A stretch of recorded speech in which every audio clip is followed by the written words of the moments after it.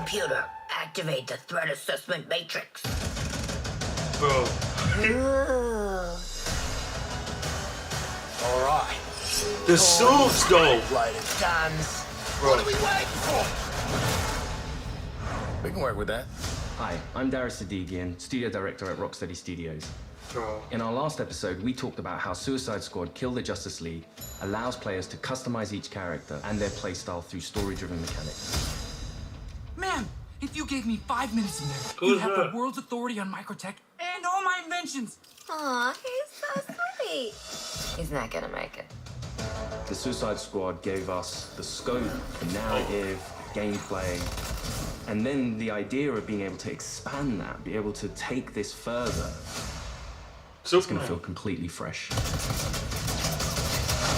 In that spirit, we want to deliver totally new content at no cost for those who purchase Suicide Squad Kill the Justice League. We're back in business. All right, let's steal this shit. Or Today, they we'll gonna have discuss the movie customization suits. options that draw from the full spectrum of DC Comics. You'll see emotes, rival taunts, outfits, and more.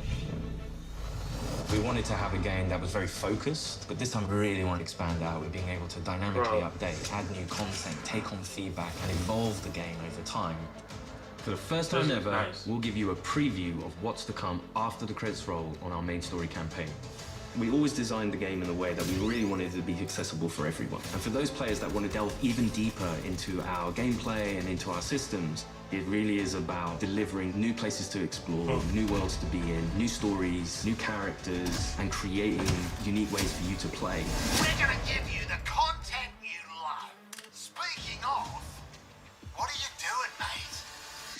I'm smiling. Let's dive into Suicide Squad Insider Episode 3.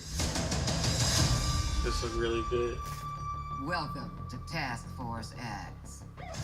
From the onset, Suicide Squad, being a squad, felt like the right fit for the kind of game that we wanted to make. You get to play with friends, you get to play on your own, but while you are playing on your own, you're playing with a squad, always. Every aspect of our games, we always look at it through the lens of Rocksteady's treatment. And that just doesn't stop at gameplay, that doesn't stop at story. When we're looking at the social features that we've really introduced into Suicide Squad, it has Rocksteady's approach. What do we think players will have fun with? This game has the mechanics to play kind of socially competitively, like none of our games have previously, and it really fits the characters of the squad. Okay. With multiplayer, we're leaning into the competition within the squad to show off your skills, show off your medal, be the best one. Okay. I'm a freaking superstar. The squad are working together under duress. And so it's fun to add in mechanics to encourage the players to behave in the same way. So a lot of the time what you'll actually be doing is trying to get the highest score, which luckily helps you all complete the mission, but the best player in any mission becomes the squad leader in multiplayer for the next mission. How great was I? We have leaderboards for solo play, for playing with one friend, two friends, or a four-player squad. You're competing with everyone across the world. Cross-platform, it is the best of the best. Think you're hot shit on toast, but you're cold fart on bread. Did you see that? Tell me you did. I was like, how do you like that? Outstanding!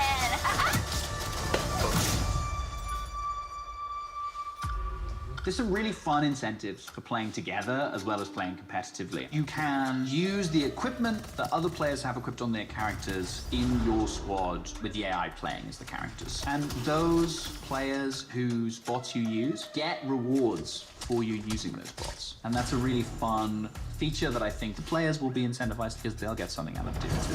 Farewell. We also have the rival taunt system, where on the leaderboards, if you pass your friends or anyone on your friends list who's also playing the game and you beat their score, when next time they log in, they'll get this kind of funny quip just to show that, oh yeah, by the way, I beat you. baby. You boot up the game, you're logging in, and then all of a sudden on your screen you get Boomerang giving you the finger. That's funny. I think fans are going to have a great time with our remote system. Get out and play. Wait, does that mean you're going to be communicate in flash different too? ways, really in playful ways. As Rocksteady, as creators, This was another opportunity for us to really engage with our characters, extend the narrative through the player's choices that's with a very cinematic eye. Through the game, we offer many customization options and outfits to the player. You start off in the prison, you get your prison garbs, and then you evolve to the Task Force X outfits. Yeah, right. I was thinking something more fashion-forward. The outfit customization in our game is vast, to say the least. With this game, Rocksteady will deliver a full story-driven campaign to players, including more cinematics than any previous Arkham game. For players who survived the war against Brainiac's forces and want to keep the adventure going, Rocksteady is ready. We very much knew we had a story to tell initially, and then we wanted to carry on feeding into that, and then changing up the gameplay to have a game that was going to evolve through post-launch content. Suicide Squad Kill the Justice League is going to be one of the most generous, player-friendly, post-launch experiences available. Every season we will have 2 episodes. Each season there's going to be a different spin on how you play, and will be heavily themed by DC villains. So there's many layers of influence from the DC world on how you play and what you do. The seasonal content gets automatically dropped into the game each episode. There's no playable content locked behind a battle pass, and the in-game shop is for cosmetics only. You'll always be able to go back and play the episodic content. If you want to come back 6 months from now, that'll always be there. This is a totally player-friendly approach to letting you play the content you want to play when you want. The DC universe is massive, and in most games, you can only see or explore a tiny piece of it. But what's really cool about the narrative of Kill the Justice League is there's almost no limit on where we can go. Celebrating before the game is over. In his pursuit of trying to recreate his perfect Kolu, Brainiac has been experimenting with some of our favorite DC characters' DNA, creating new worlds in alternate realities. It's these worlds that we call Elseworlds. Brainiac is a genius of 12th level intelligence, but he's also trying to rebuild this civilization that he misses and is lost, and there is nothing he won't do to get there. New Kolu. I'm getting this game when it comes out. He's built a model of the multiverse. It's all gathering data. I will unlock your full potential to serve me.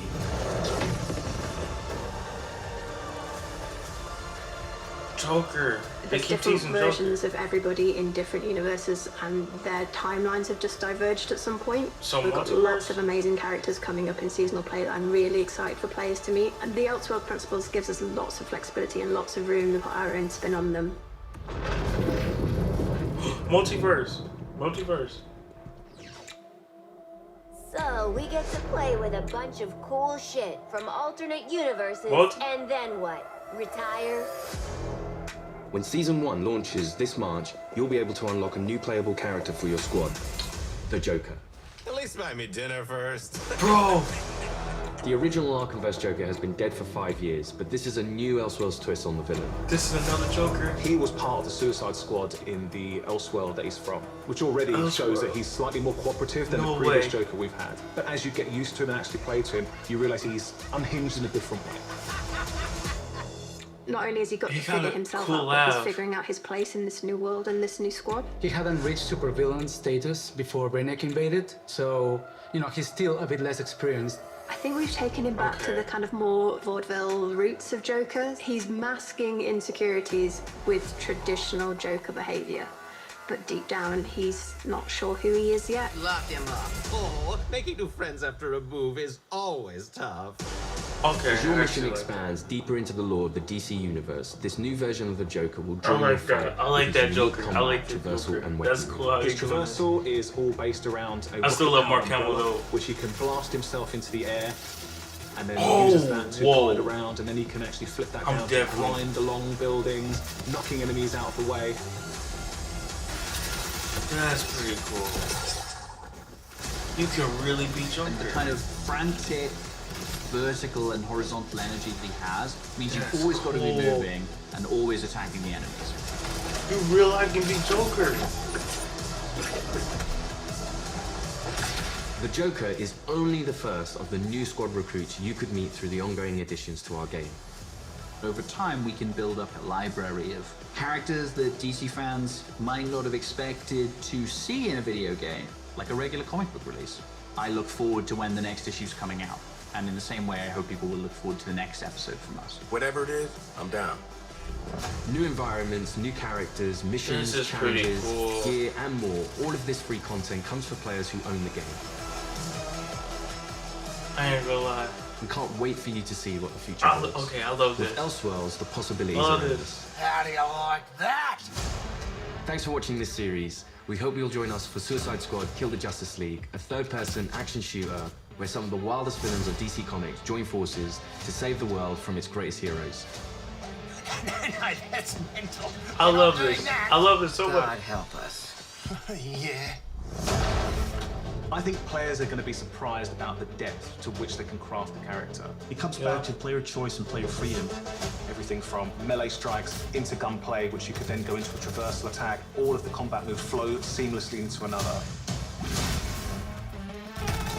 Squad can be garish, they can be loud, and playing together with your friends in a multiplayer space is a really unique experience that you can't get anywhere else. What we've done with the Suicide Squad is to really expand those experiences. Not only just one character this time around, we've done it with 4, and we plan to do it with more. This brings back memories of my old Suicide Squad. Whether you're in for the main story or exploring what lies beyond, Rocksteady Studios is here to support our players while delivering exciting new experiences. Thank you for joining us, and we'll see you at launch February 2nd, 2024. I'm excited.